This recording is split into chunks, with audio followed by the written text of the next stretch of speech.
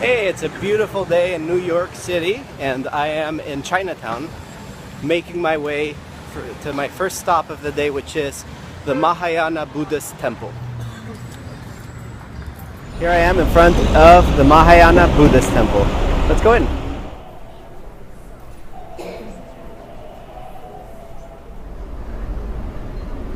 The temple was a very busy place. People were coming and going, doing their prayers and getting on with their day. So I had a bit of a hard time finding someone to talk to me until I met this young man by the name of Song Lin, who seemed friendly enough, and I just asked him a simple question, why he was there today, and he answered it the following way. I come here, I'm asking for something that I can, decide. I don't know what to do. I'm here for asking for the Buddhist right here. So you asked for guidance? Yeah, something like that. Cause something I can't understand. I can't decide. I'm doing the business. I can't decide what should I do with this. So that's why I came here for ask for what can I do. What's gonna happen in the future if I do it like this. Something like that. That's the biggest Buddha statue that I've seen in person. I certainly enjoyed my time at the Mahayana Temple, and now I am on my way to the village Zendo, which is a place of Zen Buddhist practice. I think I found it. I arrived about 30 minutes early at the village Zendo, and I met Yu Jin, who was there to lead meditation today.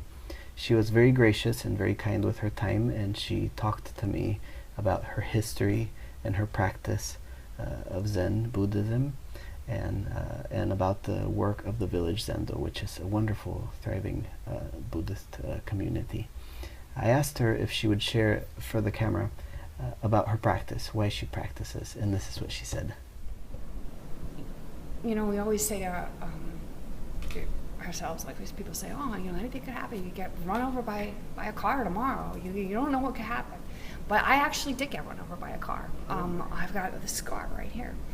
And got thrown up in the air. I was unconscious. It was unbelievable. I was covered with blood. And the person who hit me got out of the car and came back and picked me up.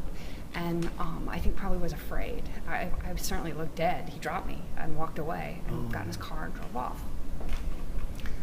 And for a day or two afterwards, I was kind of in shock after I came to. I was in the hospital for a while. But I would sit on my cushion when I would meditate, and I would think, anything could happen. Anything could happen. Anything could happen at any time. Something really bad could happen. And that was always true. That was always true. And you only know it. And you can only sit with it and live with it. Well, my practice was sitting and living with it. Like, wow, you can just go out and get run over by a car. A couple of weeks later, an air conditioner fell out of a window and came down so close to me that it scratched the back of my legs. Oh my goodness. Anything could happen, but you can only know that for a second, because if you live in that moment, you can be really afraid. Oh my God, air conditioners, cars, anything.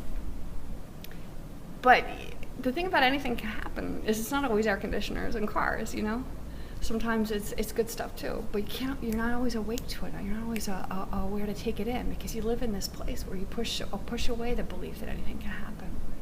Because it is scary, because it could be air conditioners and cars, but it could be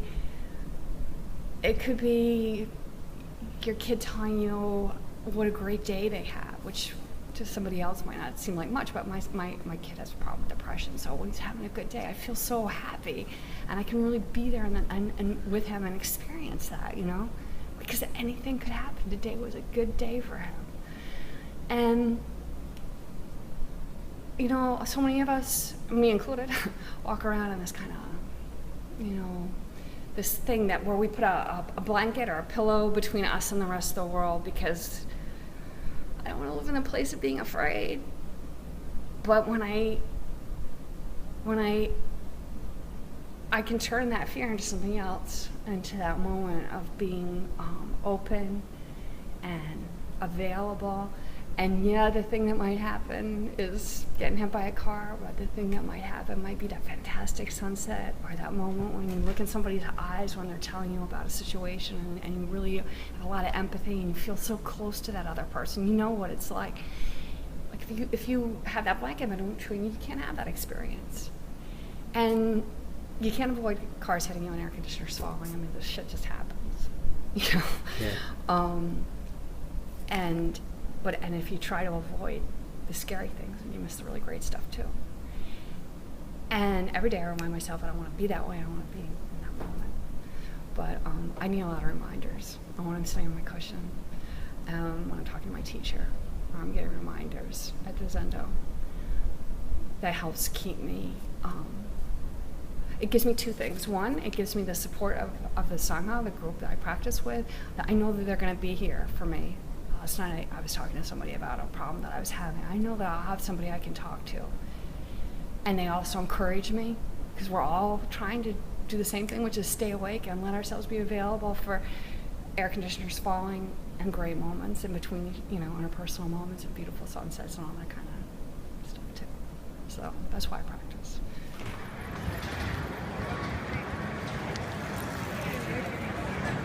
After the Mahayana temple in the village Zendo, I visited the Wall Street Synagogue. I also visited a Muslim prayer space, the St. Joseph House Catholic Worker, and the Mary House Catholic Worker as well. And finally, I visited the Bhakti Center, where I had a wonderful visit with Radhanath Swami. I didn't take photos or video at either of those places because it didn't seem appropriate or because I couldn't find anyone to ask permission. But you can read about those experiences on the blog. Today I also had an opportunity to visit the September 11th memorial, and that was a truly moving experience. This has been a great day. I am so grateful for the opportunity of visiting so many different places, places of worship, places of congregation, meditation, and so many different traditions all in one day. It's just amazing, and there'll be more of it tomorrow. So going back, I'm going to take my shoes off and hopefully do some writing before I crash. Thank you for watching, and thank you for reading, and thank you for your comments. One last thing, if you're watching this on YouTube, don't forget to check out the blog at storiesofdevotion.com. Thanks.